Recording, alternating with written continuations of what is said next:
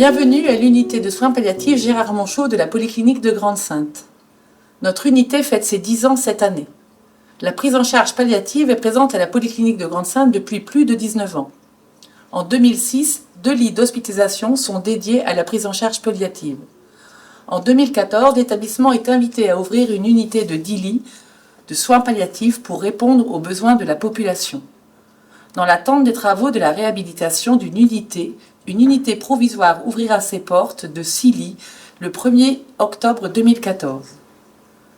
L'unité définitive où nous nous trouvons ouvrira au 1er juillet 2015 avec 10 lits d'hospitalisation dédiés à la prise en charge palliative. Ce sont les docteurs Jeu et Vuidin qui ouvriront l'unité provisoire et basculeront dans l'unité définitive en 2015. L'équipe paramédicale s'est constituée de professionnels volontaires et impliqués dans la prise en charge palliative. Nous accueillons environ 200 patients par an pour une prise en charge palliative dans cette unité.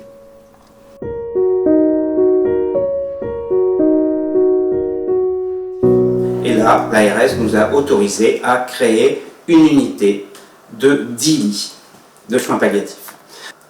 Suite à cette ouverture de l'unité Gérard Monchot, nous avons créé une association qui s'appelle Palli Actif Santinas. Santinas étant l'ancien nom de Grande-Synthe.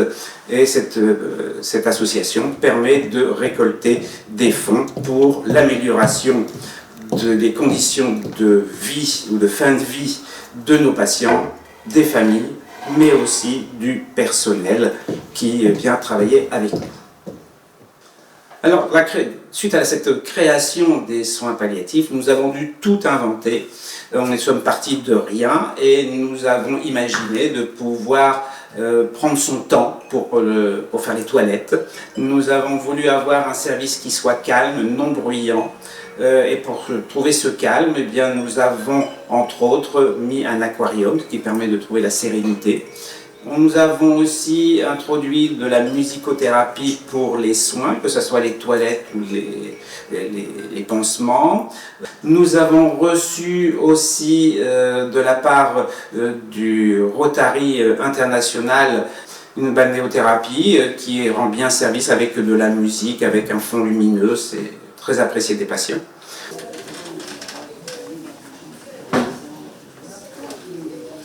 Alors, dans une unité de soins palliatifs, on accueille des patients qui ont des pathologies graves, incurables, et qui ne peuvent pas rester à domicile pour différents motifs. Alors, pour des symptômes pénibles, que ce soit douleur, des symptômes digestifs, des symptômes de l'anxiété très importante, et on les accueille pour justement pouvoir réadapter les traitements pour soulager les symptômes pénibles et faire en sorte que par la suite ils puissent dans le meilleur des cas retourner à domicile.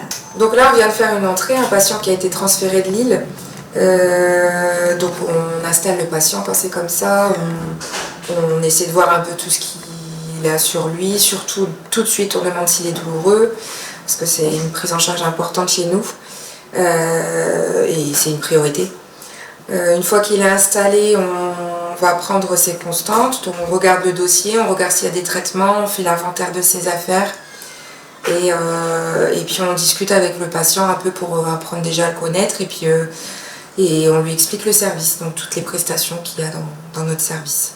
Là j'ai été par exemple un peu succincte parce que le patient est fatigué, donc toujours, comme tout le reste de nos soins, on s'adapte au patient.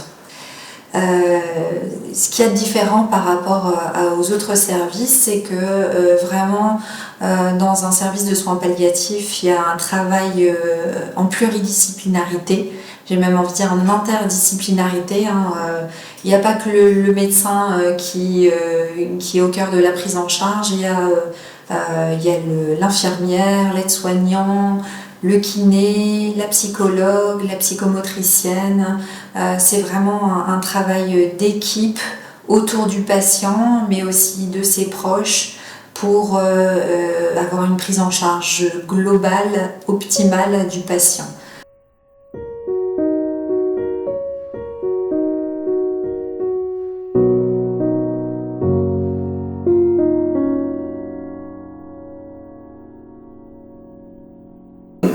ici, on travaille d'une manière complètement différente. J'ai passé du coup le DU en soins palliatifs et on apprend à vivre au rythme des patients.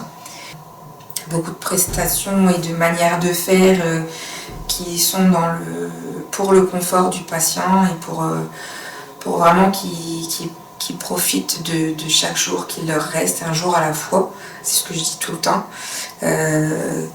Ils savent qu'ils ont une maladie qui sera plus forcément soignée et ils ont toujours peur de qu'est-ce qu'on va faire du coup si on ne soigne plus. Et nous, on est là déjà pour apaiser leurs craintes, apaiser les souffrances s'il y en a. On est là à leur écoute. Il y a beaucoup d'écoute, beaucoup de bienveillance dans le service. J'ai commencé en étant infirmière en me demandant quelle spécialité je voulais. Maintenant que je suis ici, je voudrais vraiment plus partir de ce service-là. J'aimerais pouvoir travailler toujours comme ça, pour les patients.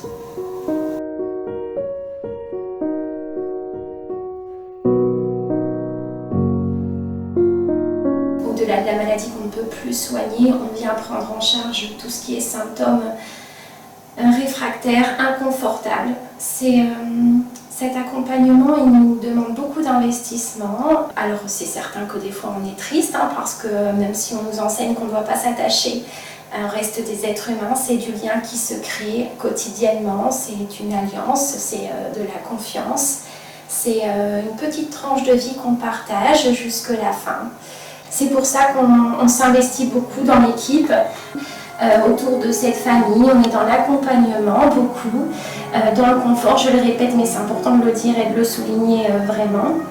Au-delà de mon activité de soignante dans cette unité, je fais partie également de l'association Palliative Santinas, donc, qui a été créée il y a aussi 10 ans.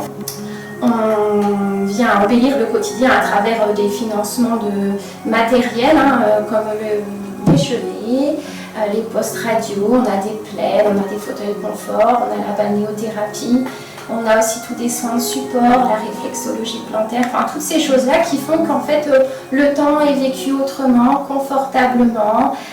Et voilà, j'ai beaucoup de chance et d'être soignante et d'être membre de l'association. Et j'apprends tous les jours et je reçois humainement tous les jours.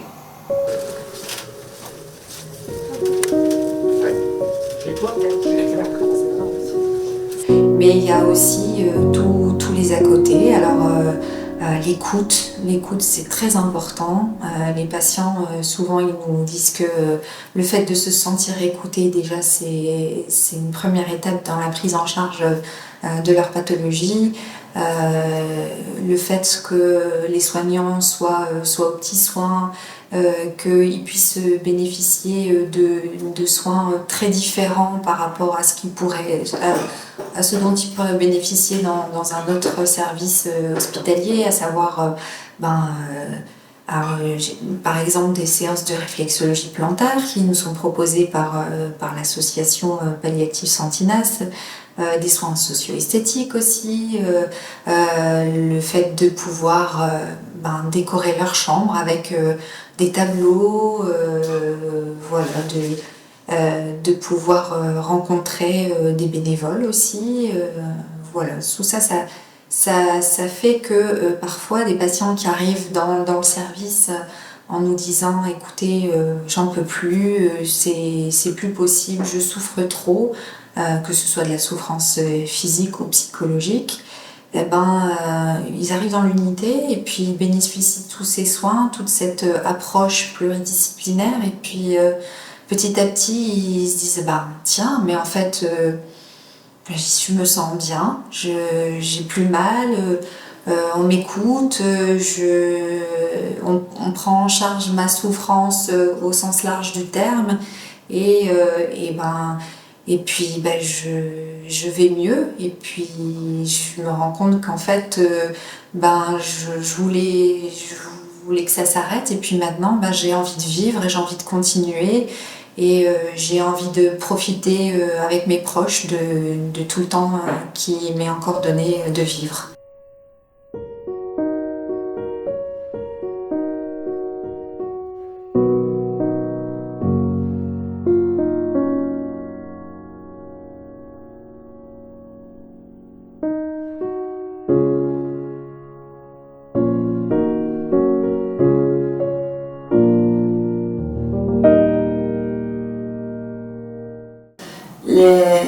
infirmière dans ce service, elle nous donne tellement de gentillesse, de calme quand on est entre leurs mains, qu'on se laisse faire.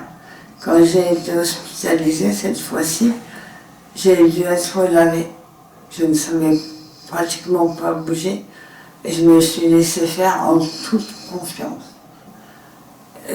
C'est comme si j'étais dans les bras de maman. Il y a une petite et gentille Priscilla. Elle fait des soins esthétiques et avant que vous arriviez, elle m'a fait un bon massage pour me décontracter.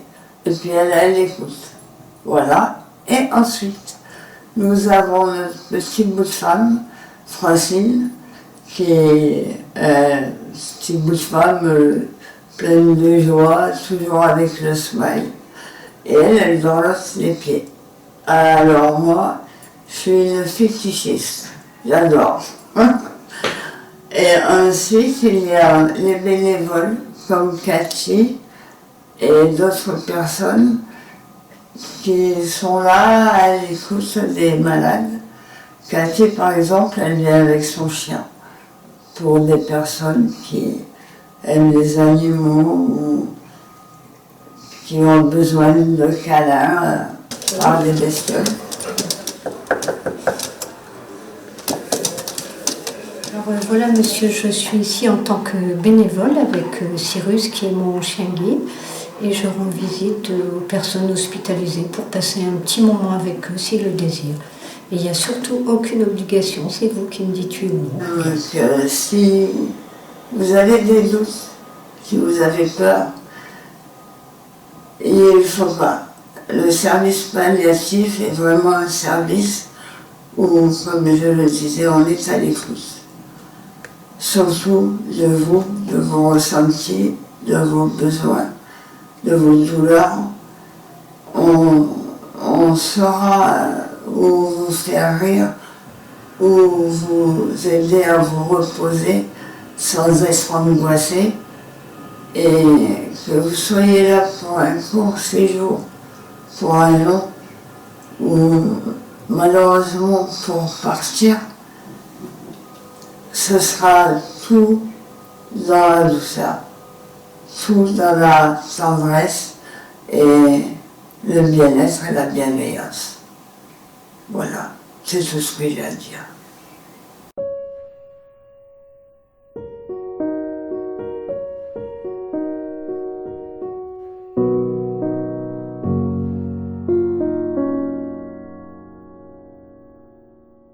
On nous a proposé d'intégrer, de faire intégrer mon père dans l'unité de soins palliatifs. Il a reçu beaucoup d'attention du personnel, beaucoup d'encouragement, il a été fort sollicité pour qu'il se sente le mieux possible. Et mon papa avait envie de vivre. Et du coup, il s'est battu. Il s'est battu, et ce qui fait que ce qu'on pensait être un dernier séjour n'a pas été un dernier séjour, parce qu'il a, comme on peut lui dire, repris du poil de la bête, et il a pu rentrer à la maison. Et on a continué comme ça, des allers-retours entre la maison et cette unité jusque décembre. Il avait pu mettre toutes ses photos de famille dans sa chambre, donc il était hospitalisé, mais il était dans un environnement positif, agréable, avec une chambre lumineuse, avec les photos de ses proches. Et un des souvenirs les plus marquants pour moi, ça a été la fête des papis. Et en fait, on avait toujours pour habitude de faire la fête des papis, mais là, c'était pas possible. Et donc on nous a proposé en fait d'utiliser la salle des familles. Donc il y a dans le service une salle pour permettre d'organiser des petites fêtes, si on peut appeler ça. Et donc on s'est réunis une après-midi. Le personnel a fait en sorte que mon père soit habillé, transféré dans un fauteuil adapté, et puis basculé dans cette salle des familles, où on a pu manger un bout de gâteau, une petite coupe de champagne, festoyer, célébrer la vie, la famille, et puis être bien entouré de ses enfants, de ses petits-enfants. Et on a même une belle photo de ça à la maison, de ce moment-là. C'est un moment que je retiens, voilà, que j'oublierai pas. Excusez-moi. Même si je suis jeune, j'espère que si un jour je me retrouve dans cette situation-là, j'espère avoir la chance de bénéficier de la même, du même service, du même soutien, de la même attention que ce qu'il a bénéficié mon père, parce que ça permet de partir digne, d'être en paix. Et on recommande vraiment à toutes les personnes qui vivent ces situations-là dans leur vie de se rapprocher de cette unité lorsqu'ils sont confrontés aux mêmes choses que nous, parce qu'on sait que c'est le bon endroit pour traverser ces épreuves-là. Voilà. Rassurer. Écouter. Apaiser. Sérénité. Sourire. Bienveillance. Compétence. Disponibilité. Humanité. Délicatesse. Présence. Regard. Respect. Dignité. Éthique. Douceur. Silence. Empathie. Spiritualité. Psychologie. Paix.